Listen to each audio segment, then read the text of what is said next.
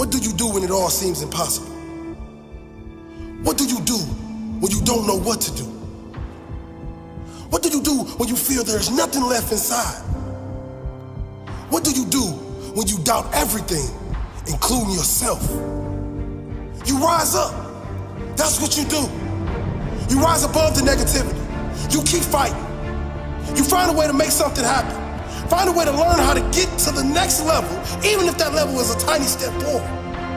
You take that step. You take that first step. I am more than this. I am more than this. I haven't got more because I wasn't hungry enough. Now I'm hungry enough. I am more than hungry. I am starving. Now I must. Now I will. Nothing will stop me because I will no longer stop myself. I am more than this. I am more than this. I am more than this.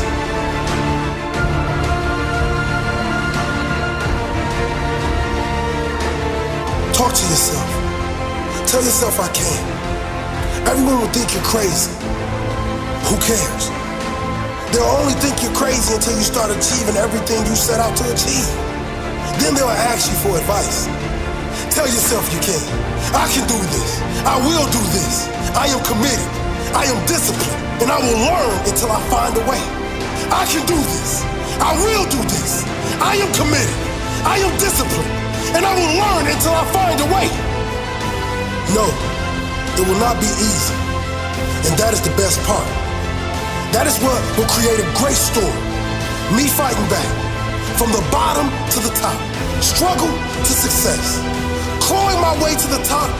The character to survive the storms. Not just to survive, thrive. I have more inside me.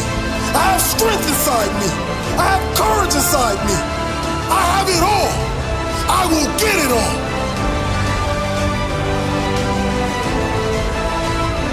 You are more than your results to this point in your life. You decide what your future is going to be.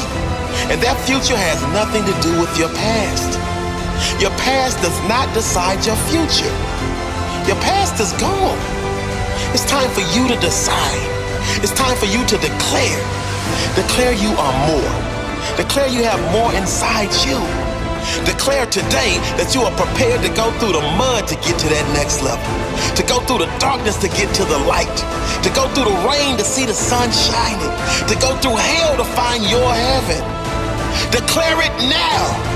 I am more than this. I will do more and I will be more.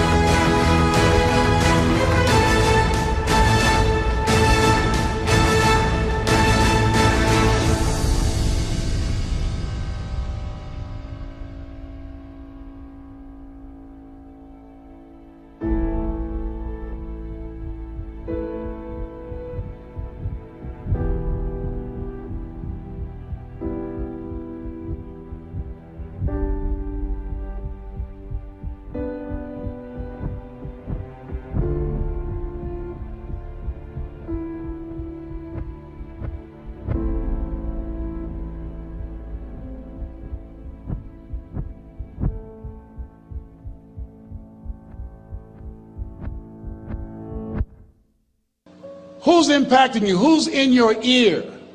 What influence do they have on you?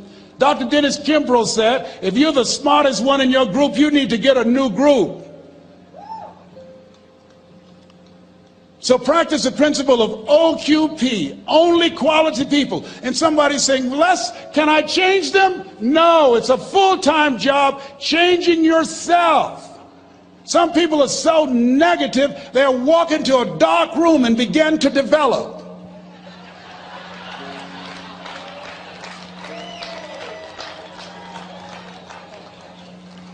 My family members and friends call me crazy for going to seminars, spending money on books and tapes and going to seminars. When are you going to stop going? I said, when I die. That's when I'll stop. When does a man or woman die? When their dreams die. When do we die? When we stop developing ourselves, expanding our minds, challenging ourselves, raising the bar on ourselves. The best thinking that I had at that point in my life, it produced this life that I have.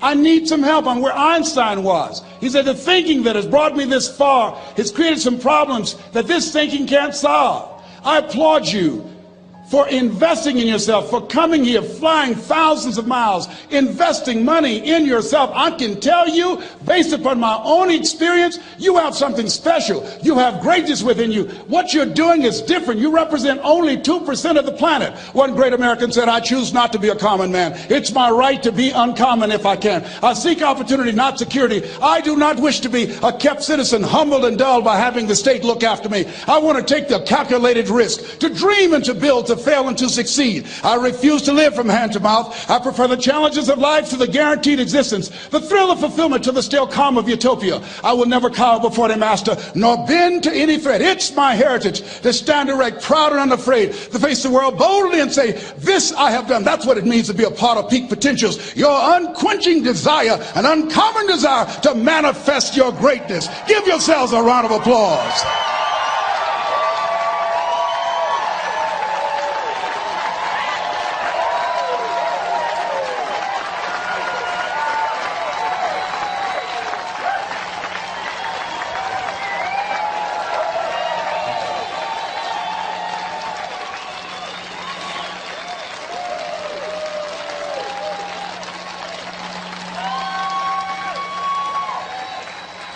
Thank you.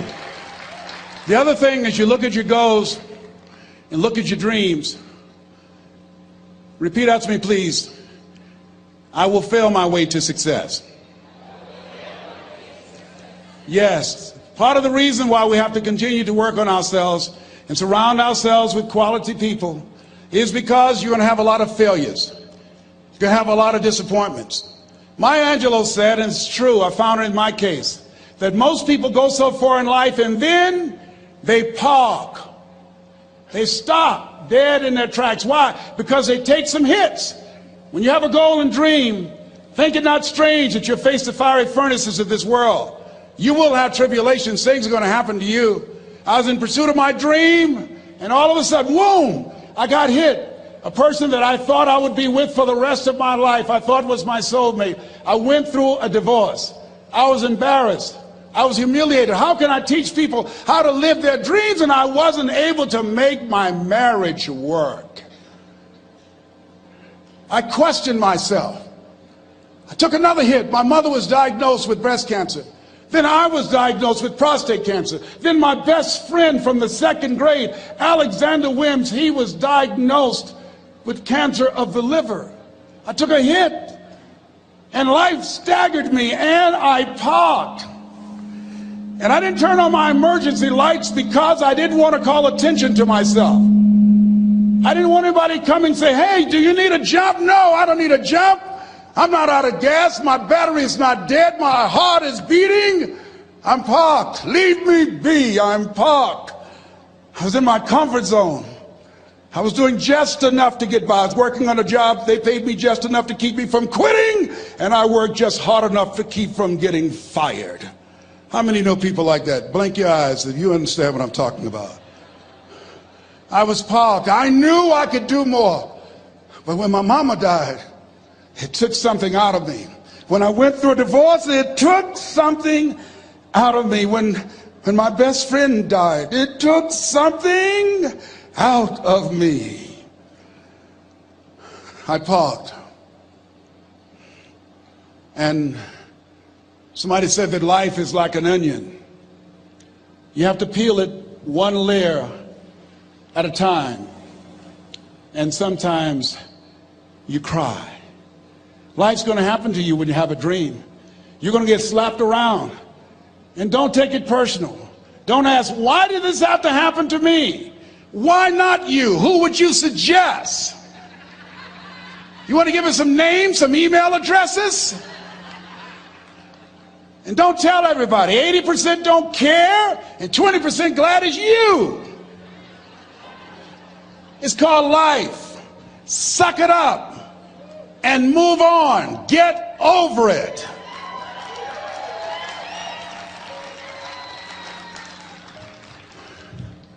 It happens to everybody. Here's the other thing: as you look at your goals and look at your dreams, when you're going through some stuff. Repeat out to me, please. When things go wrong, don't go with them. Yes, write that down. When things go wrong, don't go with them. When you're working on a business deal, you're counting on some money. Someone said you will get the loan and it falls through. You have an event and the people that you thought would be there and support you, they don't come through. Or someone turns against you or you get ripped off. It's going to happen to you. Happened to me. Someone stole all my products. My database, over 180,000 names and addresses. It's not personal. It's going to happen to everybody. It does. 8 out of 10 millionaires have been financially bankrupt. Walt Disney had he filed bankruptcy 7 times and had 2 nervous breakdowns. It's called life. But I got a saying, when life knocks you down, try and land on your back, because if you can look up, you can get up. You've got the power in you to do that. You've got something special. You've got comeback power. Here's the other thing. Let us say together, it's possible. It's necessary. It's me. Yes, write that down. It's me. Take ownership for your life. Nobody can live your dream for you but you. Nobody's going to take care of your business like you. Stop coming up with excuses. Don't give yourself permission to continue to live a small life. You can't fit a big dream into a small life. Give yourself permission to go for it, to test yourself, to challenge yourself, to live full. I like the saying, always strive to get on top in life, because it's the bottom that's overcrowded. The reason you're here is because there's something in you that says, I can do more. This just can't be it. There's something in you. There's a calling on your life. There's something in your heart that caused you to get dressed and spend the money to go to seminar after seminar and listen to message after message and speaker after speaker. Because there's something in you that tells you this is not it for you. You have not peaked here. There's more in you that you are expressing. Eye has not seen, ear has not heard, nor has entered the heart of mankind what's in store for you if you challenge yourself, if you persist and persevere, if you take ownership for your life. George Bernard Shaw said the people that make it in this life, they look around for the circumstances that they want, and if they can't find them, they create them. Create what you want. You have the power in you to do more than you can ever begin to imagine, to control your destiny, to make a difference in our children, to make a difference on the planet, to make an impact. Let us say together, it's me. And let us say together, it's hard. Say it like you know it. Say, it's hard. Ladies and gentlemen, it's hard. There are people who have seen their retirements taken away from them by the corporations that they work for. They were within 2 or 3 years of retiring, and they had it taken from them. The #1 entrepreneurs in this country now are senior citizens. The #1 employer, #2, McDonald's and Walmart. And there's nothing wrong with those jobs. I guarantee you those people did not have a plan to end up living their lives at the end of life with those types of jobs. And they didn't have a plan like you have, and while you're investing in yourself, not to. And it's hard. There are people making choices between purchasing prescription drugs or paying for gas or a mortgage note. It's hard when you're working on a job for 20 years, 30 years, give them some good years, and then they come in and tell you, we've downsized. In other words, you're fired. And then you have to start all over again. How many of you know it's hard? Raise your hands, please. It's hard. And it's not fair. One of the things I like about T. Harv is he talks about work and investing in yourself. It's not fair when people are going up against that kind of stuff to tell them just think positive and be enthusiastic and everything will work out all right. Ain't that kind of party. It's hard. Life will put some knots on your head. I bought my first home for my mother. I was rushing, didn't know what I was doing, and I bought a home that had a lien against it. And They called me, Mr. Brown, yes, there's a lien against your property. We need $55,000 if you're going to stay there. Wait a minute, sir. I just bought this home. The guy told me there were no liens against it. I'm not the one that owe you the money.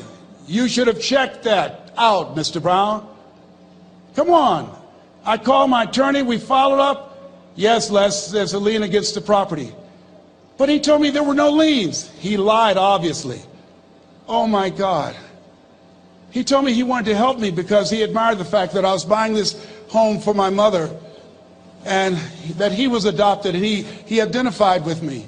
Les, he suckered you. He played you, man. So what? Well, would they take payment arrangements? What about $5,000 a month? They want all the money, Les. They want all the money, or you're going to have to get out. The house is going up for sheriff's sale. Do you have it? No, I don't have them. Can they give me some time? Tell them to give me 3 months, please. Give me 3 months. My mother's in her 70s, man. She has a bad heart. Don't do this to me. This is my dream. Don't do this, man. Please, let me talk to them. Les, I'm talking to their attorney. They don't want to talk to you. I've got to talk to the attorneys. Do you have the money? No. Will they give me 3 months? No. What about 2 months? No, Les. They want the money in 7 days. Oh, my God. Let me call you back. I'm not sure. And I walked the floors thinking, God, how could this happen to me? I got to figure this out, huh? I got to figure this out. It seemed like the days are just ticking off. Thursday, I had to call them and let them know. They called me, Les, do you have the money? No, I don't. Friday, you have to leave. The sheriff will be there. You're going to have to leave, Les. They're going to take my house. What about my down payment? You lost it, Les. You lost it. Okay. I got to go. Yes. I prayed, Lord, please, if you show me that you're real, if you're really real, you think Paul worked for you, you haven't seen anything. Don't let me lose this house and watch what I'll do for you. I was trying to cut a deal. Have you ever tried to cut a deal?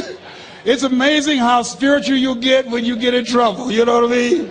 When I was diagnosed with prostate cancer, I was going to bed with the Bible and the Holy Quran and Science of Mind and Joel Goldsmith, everything I could find. I was praying to Jesus, Yahweh, Melchizedek, everybody. I was calling on everybody. It's amazing. And here I was walking the floor at 3 o'clock in the morning, and I had to go and wake my mother up. I got on my knees and I said, Mama, I said, I need you to wake up. She said, what's wrong, Leslie? I can hear you walking back and forth. I'm not asleep, son. I said, there's something I need to tell you. She said, your eyes are red. Why are your eyes red? Because I feel so stupid now. Why? We got to move tomorrow. Why, Leslie? There's a lien against the property and they want $55,000 and I don't have it. And we're going to be set out tomorrow. We have to go back to Liberty City. So she said, it's okay. I don't like this house anyhow. I said, why? She said, because of my arthritic knees, it hurts my knees when I go up the steps. I said, and why didn't you tell me? Because you were so happy. I just said it because you were happy. I'll live in a shack with you, boy. I love you. It's not the house. I love you. I love all my children. I said, thank you, Mama. Thank you.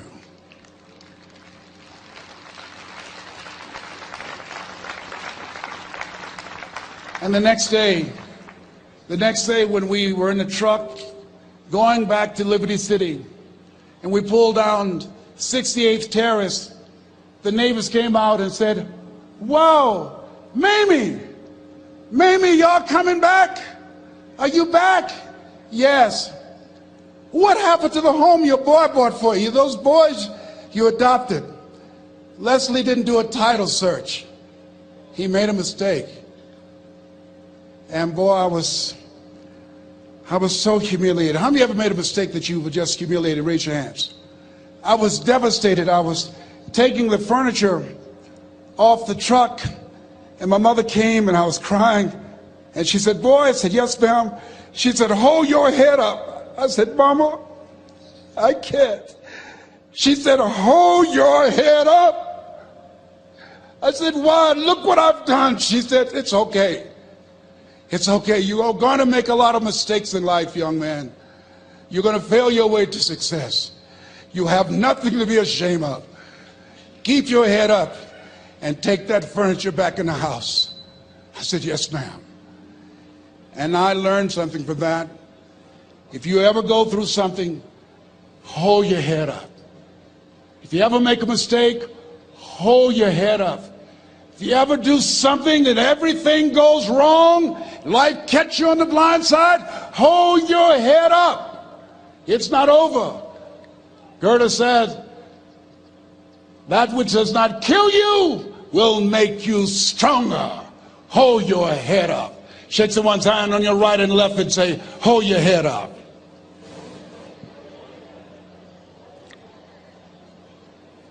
Here's something else, ladies and gentlemen. Repeat after me, please. You got to be hungry. Everybody together, you got to be hungry. I'll never forget Mr. Washington said, Mr. Brown, yes, sir. What do you want to do with your life, young man? I said, sir, I want to be a disc jockey. He said, Mr. Brown? I said, yes, sir. He said, you got to be hungry. I said, what do you mean by that? He said, people that are hungry are willing to do the things today others won't do in order to have the things tomorrow others won't have. People that are hungry are willing to invest in themselves. People that are hungry will go to seminars and workshops. People that are hungry are always searching, always seeking higher ground. So how do you want to make it? I said, I want to be a disc jockey. He says, good. Here's what to do. He said, I want you to read 10 to 15 pages of something positive every day. He said, you don't get in life what you want, you get in life what you are. You must program yourself to success. He said, I want you to listen to Earl Nightingale and Zig Ziglar. Listen, faith comes by hearing and hearing and hearing. He said, I want you to change your relationships. And I don't want you to ever lose your hunger. I said, what do you mean by that? He said, people that are hungry are unstoppable. People that are hungry are no matter what people. They make it happen no matter what. He said, I want you to listen to Paul Harvey. Who is he? He's the world's greatest communicator. Success leaves clues, young man. Always listen and follow people who are doing what it is you want to do at the level you want to do it and learn from them. I told T. Hobb when we were standing by the stage, I said, hey man, I want to work more with you. I want you to coach me. I want to learn from you. See, I found you're never too old to learn and you're never too young to teach. Always have a thirst for learning. So I listened to Paul Harvey every day on the radio. While in school, I would go out and listen in his car. He gave me his keys. I was working to develop myself. And I continued to listen to motivational messages, and he would take me to see the late Dr. Norman Vincent Peale, who wrote the book, The Power of Positive Thinking. I toured with him before he passed. You have something special. You have greatness within you. Don't allow your circumstances to determine who you are. Don't allow your negative thoughts to hold you back. You have something special. You can do more than you can ever begin to imagine. Dr. Peale was an incredible man. I admired him. When he spoke, he gave me goosebumps. I can feel him in my heart. And I never forget, we were coming back to the school, and Mr. Washington said, Mr. Brown, yes, sir. When Dr. Peale spoke, you didn't move. When he spoke, you were hanging on every word. When he spoke, we didn't have to tell you to sit down and be quiet. Why? I said, sir, I could feel him when he talked. I felt like he was talking to me, sir. He said, he was. I said, but he doesn't know me, but he was speaking to you. Did you feel him in your heart? I said, yes, sir. He said, most people feel him in their head. If you felt him in your heart, he said, listen to him, son. Follow him, learn from him. And I would go to seminars and workshops. Anywhere I would find where Dr. Peale was, I would be in the audience. I would drive 200 and 300 miles just to hear him speak. And my dream and vision was to share the stage with him. I thought about it. What is your goal? What is your vision? I want you to hold it in mind. There's some power in that, because When I became involved in speaking, I never forget, I got a call from Og Mandino, who wrote the book, The Greatest Salesman in the World. He said, Les, I'm stuck in Philadelphia. I need to be in Kankakee. Dr. Norman Vincent Peale is appearing. I can't make it. I heard you're in Chicago. I said, yes, I am. Can you go and open for me? I said, yes, man. Oh, my God. Dr. Peale, I said, yes, I'd love to do it. And I went there and I came. I said, hi, I'm Les Brown. He said, you're not the band of renown? I said, no, I'm Mrs. Mamie Brown's baby boy. I'm here to speak. He said, come backstage. And his wife, Martha, was there. And she said, Papa, Les Brown is here, the speaker. And he said, Les Brown, shoot for the moon. Because even if you miss, you'll land among the stars. I said, sir, that's my quote. I wrote you when I was in the 11th grade. I was a part of a special education class project. That's my quote. He said, I know. I end all my speeches with that quote.